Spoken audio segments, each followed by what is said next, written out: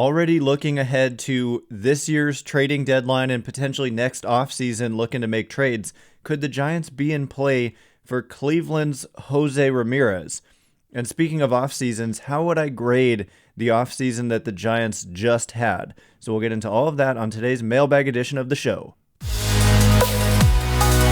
You are Locked On Giants, your daily San Francisco Giants podcast. Part of the Locked On Podcast Network, your team every day.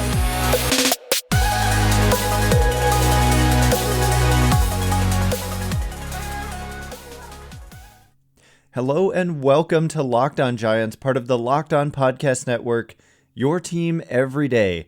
My name is Ben Kaspick, and on this show we provide daily episodes Monday through Friday talking about the San Francisco Giants in a way that's data-driven and rational, but also simple, passionate, and accessible to all.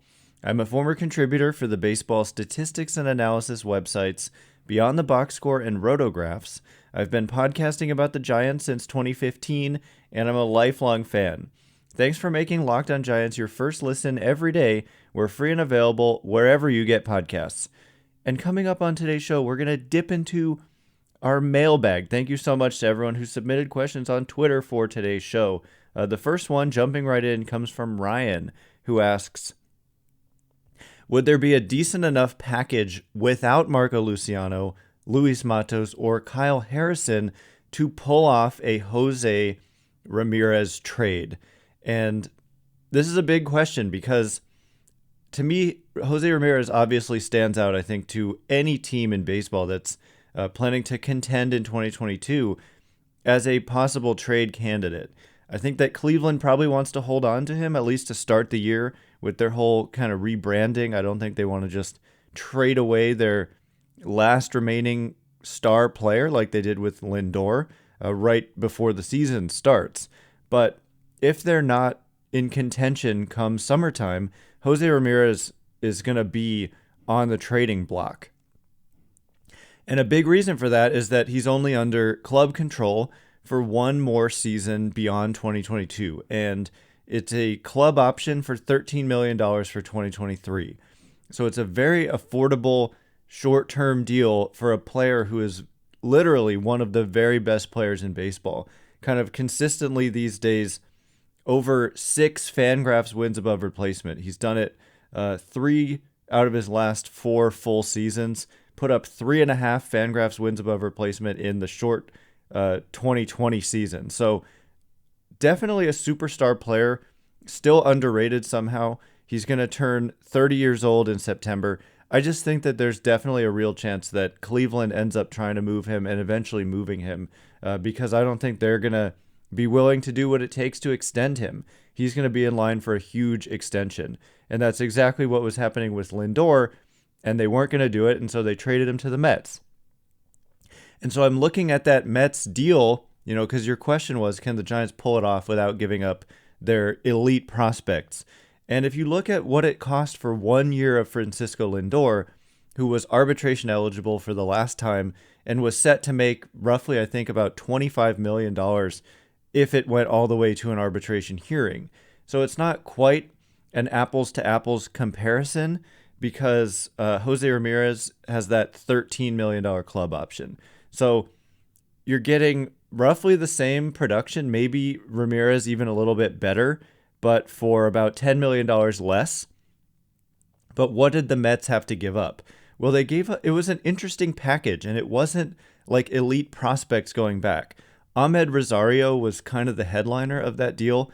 He was at one point an elite prospect, but he already had 4 seasons of experience with the New York Mets by the time he got included in this deal, and he's actually going to be a free agent now in just a couple of seasons. Andres Gimenez, who kind of had a breakout season for the Mets in 2020 in the short year, not a great year, but a promising season, he was a big part of that deal. So it was a couple of players who had already debuted at the major league level. Rosario, a former top prospect, but had graduated. And then there were a couple of prospects included in the deal, Isaiah Green and Josh Wolf, none of whom were kind of top prospects at all. And in fact, going into 2021, they ranked 22nd and 25th in Cleveland's system, according to Fangraphs. So in conclusion, it doesn't necessarily cost as much as you might think in prospect capital to acquire players like this when they're so close to free agency. That's kind of been a theme over the last 5+ years, I would say. Teams have stopped paying so much for short-term acquisitions. And so that's why it actually makes, the sooner the better from Cleveland's perspective if they're thinking there's no chance they're going to be able to extend José Ramírez. And that's their problem. I'm not saying that that's a good idea for them. They should absolutely try to keep this guy.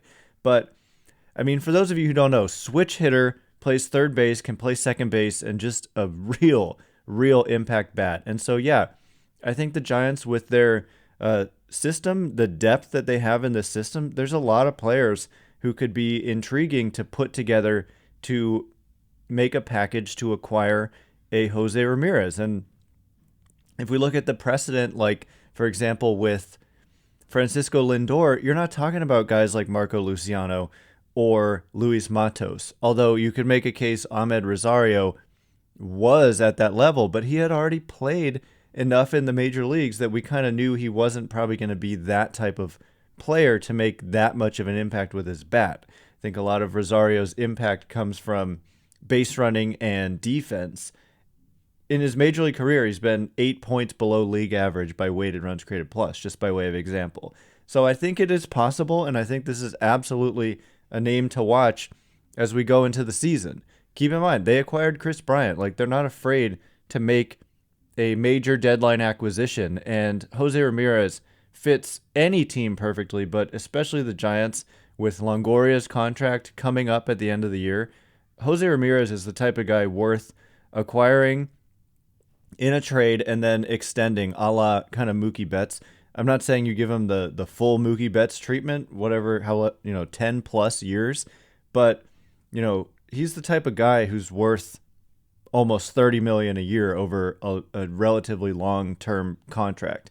He's that much of an impact player. So I would look out for it, and I think that the longer it goes, if it goes into next offseason, then it definitely shouldn't cost those types of prospects. And I do think, and if you combine guys like who have made their major league debut and have made somewhat of an impact, a la Andres Jimenez and Ahmed Rosario, it could be an attractive package for Cleveland, and it's definitely something to watch for the Giants. So coming up next, I want to talk about the grade I would give the Giants this offseason. It's not necessarily a great one, and so you're going to want to hear what I have to say about that.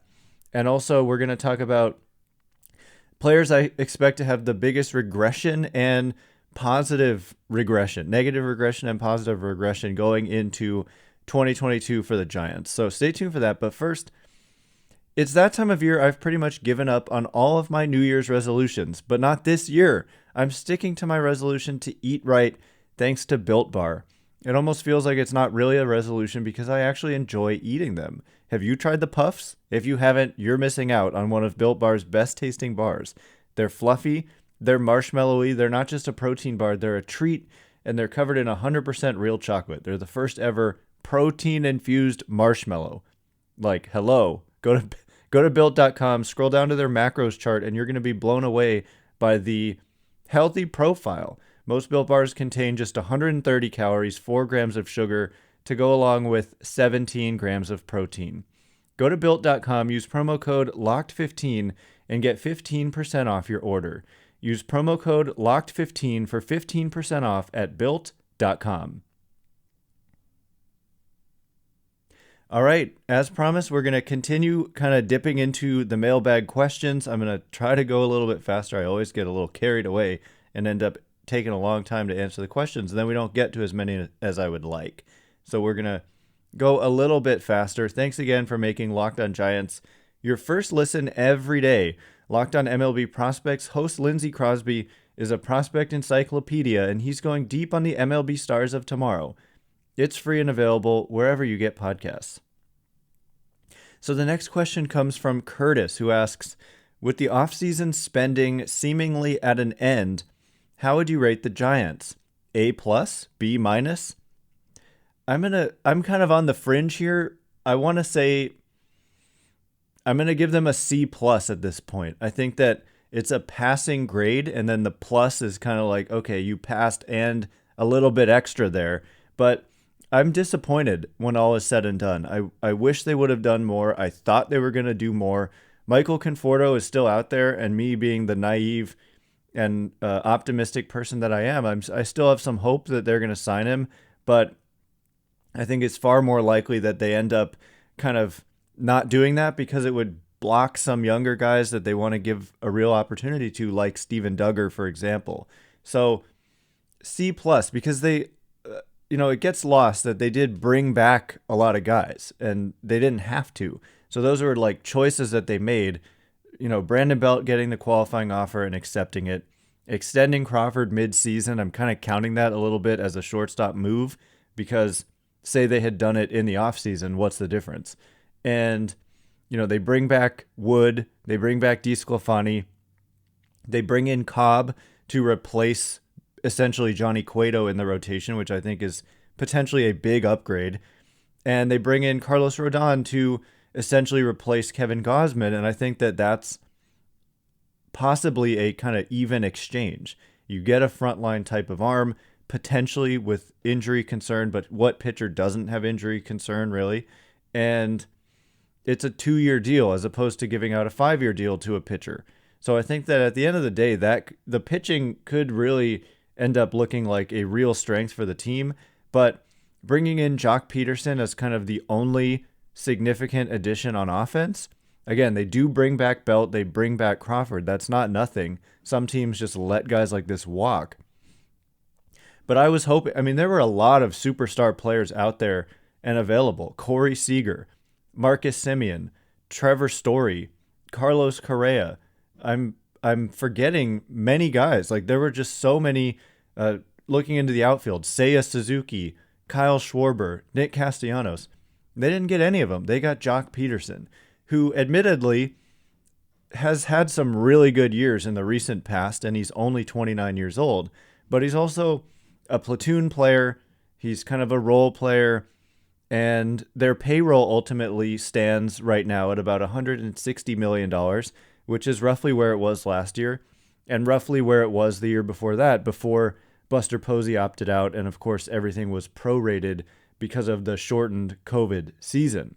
So kind of a stagnant payroll when the team just went out and won 107 games is disappointing to me. And I'm pretty sure it's disappointing to a lot of you as well.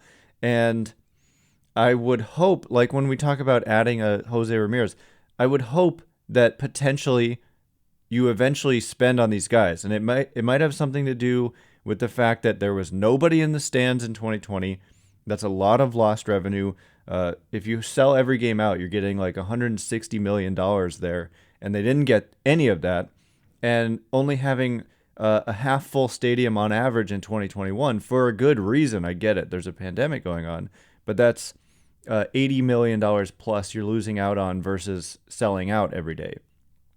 So hopefully it has something to do with that. And then as we kind of move past COVID eventually, then payroll picks up. But as it is now, it is disappointing. And they pass because I think the team is mostly intact and they're going to be fine. But I don't think they're going to be the best team in the league. And they should have maybe pushed their chips in and tried to have been the best team in the league after the type of season they just had. But that's just me, and I know it's a lot of you as well. Anyway, next question comes from Alex, who says, I think I've had enough of the hot stove. On the current roster, which position player do you think is due for the biggest negative regression and the biggest positive surprise? So when I prepared for this answer, I kind of read that as positive regression and negative regression as opposed to surprise. But okay, so to me, unfortunately, I have to say Steven Duggar for negative regression, simply because there's just indicators when I look at what he did that don't scream to me that he's likely to repeat it. He was only 7 points above league average by weighted runs created plus, despite a 355 average on balls in play. I guess his career average on balls in play is 334. So even if that comes down a little bit, then you can still have a roughly league average offensive player with elite defense and elite base running, and that's a pretty solid player. But I'm just not convinced he's going to be able to thrive. I hope that he does. I like Steven Duggar a ton, but I think he's going to get an opportunity, and that it's not necessarily going to work out as well as it did in 2021. I don't necessarily see the performance as a sustainable breakout. He still strikes out, even last year, about 30% of the time. The numbers against left-handed pitching have been really bad, I believe. And I don't know. We're going to find out, I think. And so it's not that I really, really don't believe in him. It's just that there aren't a ton of guys that I see as likely for major regression because, I mean, like Yastrzemski, it already happened to him. Lamont Wade Jr., it's not like he was a superstar. I think he can probably sustain what he was able to do to an extent. Crawford is kind of an easy answer, but I believe in the breakout. I think that his changed swing has made a real impact. We saw it in 2020, and 2021 was kind of just a continuation of that. Could be Brandon Belt. I mean, the bar is really high the last couple of years of what he's been able to do. And then we look at, there's not a whole lot of other guys who seem to be due for major regression. I mean, maybe Anthony DeSclafani with a low 3s ERA. I'm not sure he can sustain that. But otherwise, I mean, I believe in Logan Webb, and on and on and on. So the other answer for what I read as positive regression for me is Tommy La Stella. I think that he had a lost season. He was injured, and the performance wasn't great. But the quality of contact stuff was there. He had a 339 expected weighted on base average, which is a long way of saying, overall kind of offensive production was supposed to be well above league average based on quality of contact, but he was actually below league average in actual results. And so I remember early in the season, he had a lot of balls hard, kind of right at people. He still only struck out 10% of the time. I just think if he can stay on the field and give you 100 plus games and 400 plus plate appearances, he's going to be a much better player. And the DH only helps that. So if he has the Achilles issue, if it's bothering him playing in the field, he can DH some. And I think that look for Tommy La Stella to have a much better year in 2022 than he had in 2021. And he's under contract for 2023. So they're invested in him. And I believe that the talent is in there and that he'll come back and have a much better season. In terms of a breakout, there's another question about this, so I'm going to tie it in. I'm going with Thairo Estrada as someone who, to really look for to have more of an impact year. He was kind of a secondary character on this roster last year, but I think he's going to kind of take over that Solano role and play much more. And I believe that the talent is in there that he could do it. And they believe in him too, so that's someone to look out for there. So coming up next, we're going to talk about, is Trey Mancini possibly a fit in a trade for the San Francisco Giants, who could still be looking for right-handed impact, and Mancini is theoretically available. So stay tuned for that. But first, it's that time of year again, as college basketball's tournament is finally upon us. From all the latest odds, contests, and player props, BetOnline.net is the number one source for all your sports betting needs and info. BetOnline remains the best spot for all your sports scores, podcasts, and news this season. It's not just basketball, of course. BetOnline is your continued source for all your sporting wagering information needs, including live betting and your favorite casino games. Last year around this time, we were talking about their long odds on Gabe Kapler to win Manager of the Year. We on this show told you to place a bet if you felt so inclined on Gabe Kapler winning Manager of the Year, and sure enough, it came to fruition. So all season long, talking about BetOnline, we're going to be giving you our opinion there, so be on the lookout for that. Head to the website today or use your mobile device to learn more about the trends in action. BetOnline, where the game starts. All right, as promised, we are going to run through some more mailbag questions. The next question comes from Israel Meneses, who asks, any chance we try and trade for Trey Mancini, maybe for a package of Tyler Beede, Mauricio Dubon, and etc., bring a big right-hand bat to a mostly lefty lineup? So the idea of trading these out of options guys is really standing out to me as a possibility at some point. I want to reiterate something I've been saying the last few days.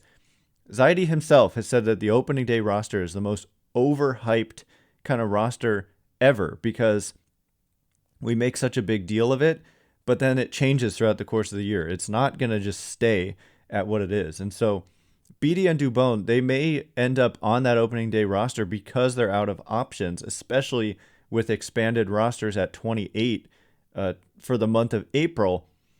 But a trade, even if it doesn't happen prior to opening day, certainly could make sense for a team like the Giants who have all these out of options guys who on another team may have a better opportunity to kind of play, because the Giants are trying to contend. It makes a lot of sense. Like your idea of trading them to the Orioles potentially makes a lot of sense. So let's look at what is the contract status of Trey Mancini.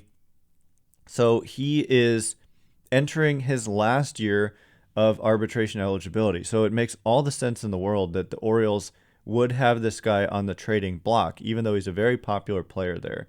The one kind of issue I have with Trey Mancini is that he's been a very, very negative kind of defender in his major league career.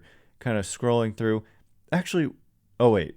Yes, very negative defender. I saw some other number there that made me second guess that. But in his career, we're talking about negative 13 outs above average. UZR doesn't like him either. I don't have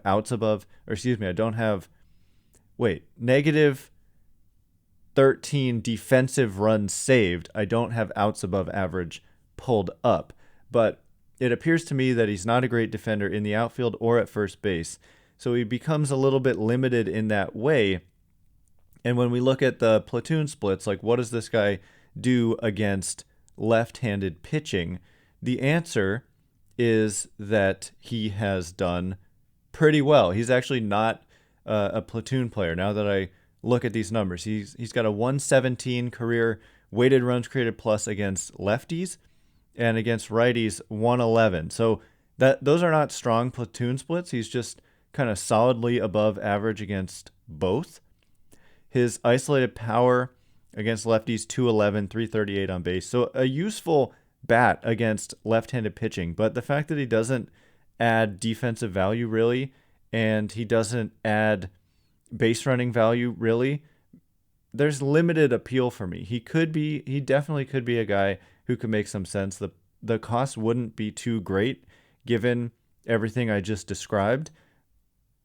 I don't know that it's necessarily the best fit because I don't know if he's necessarily he's worth a roster spot to the Giants over whoever else's spot he might take. I think Beatty and Dubon would actually probably be an overpay for me given the potential upside of a guy like Tyler Beatty, who they still believe can be like Logan Webb and kind of break out and be potentially a front of the rotation arm, although could be a pipe dream at this point, given his massive struggles in the minors last year coming back from the Tommy John surgery. So this is a make or break year for Beatty. If he really struggles, maybe that makes something like this more likely, but if Beatty's doing kind of well, then I think that would be an overpay for a guy like Mancini. Next question comes from Curtis, who says, let the young guys play. After the revolution of old players last season, do you think the team is led this year by the next generation of Giant stars, Elliot Ramos, Logan Webb, Joey Bart? And then relatedly, Sean says, does Elliot Ramos get called up and play regularly by the end of the 2022 season? And Martinez says, chances Elliot Ramos is on the big league team this year. So Curtis, I do think that you're right about that. I think that they want to start to transition this team to the younger generation and that Bart is going to get his chance. And Duggar, even though he's been around a lot, is kind of one of those young guys. He has an option remaining, but he's played in parts of 4 seasons with the Giants and wouldn't even be arbitration eligible until next year. So, these guys with significant years of club control and who are relatively unproven, Mauricio Dubon, Tyro Estrada, Logan Webb, as you say, has already established himself, but still a very young guy. And of course, others coming up through the system. So I think that they do want this to be a year where they start to transition to the younger guys. And then eventually, I think the plan is that you're going to have breakthroughs at the major league level from your minor league system every year. It hasn't really happened yet. We're still waiting on guys like Bart and Ramos. And then after that, we've got, Matos is coming, Luciano is coming, Patrick Bailey is coming, Kyle Harrison. So eventually the plan is that these guys are going to start funneling into your major league team each and every year. It hasn't started yet. They won 107 games and they hadn't even really started that yet. Whereas coming into the year, we thought, coming into the Farhan Zaidi era in general, they wouldn't be good until these guys from their system started to show up and become good players at the major league level. So they were able to win without that even. But I think they recognize that that has to be an essential part of their plan moving forward. And so I do think it starts this year. And I know that I've been kind of hard on Bart, but he's got to sink or swim, right? I think they're going to throw him into the fire and see what they have. And it probably makes the most sense to do that. And that's what this team needs. Everybody gets older, right? Eventually you're going to have to move on from your older players. And you got to have a pipeline that is churning out young major league talent. So I do think you're right and that it starts this year. And to answer the questions about Ramos, I absolutely think he makes his major league debut this year. The only way he really wouldn't is if he struggles in the minor leagues. But if he does well in the minors, he's already on the 40-man. There's no reason why he wouldn't get his first crack at the major leagues in 2022. I don't think it's going to be on opening day, given all the guys they got to squeeze on the roster who are out of options, but he definitely could get a chance at some point. So that is all the time we have for today. We've got a ton of other questions I wanted to get to. I'm going to save them and get back to these questions next week. Once again, my name is Ben Kaspick. Check me out on Twitter at Ben Kaspick, Kaspick. If you like this show, please consider rating it or leaving a review. It helps me out so much. So thank you in advance, and thank you to everyone who's done so already. Have a great weekend. I can't wait to be with you again on Monday talking about the latest with the Giants. Thanks again for listening. Stay locked on Giants.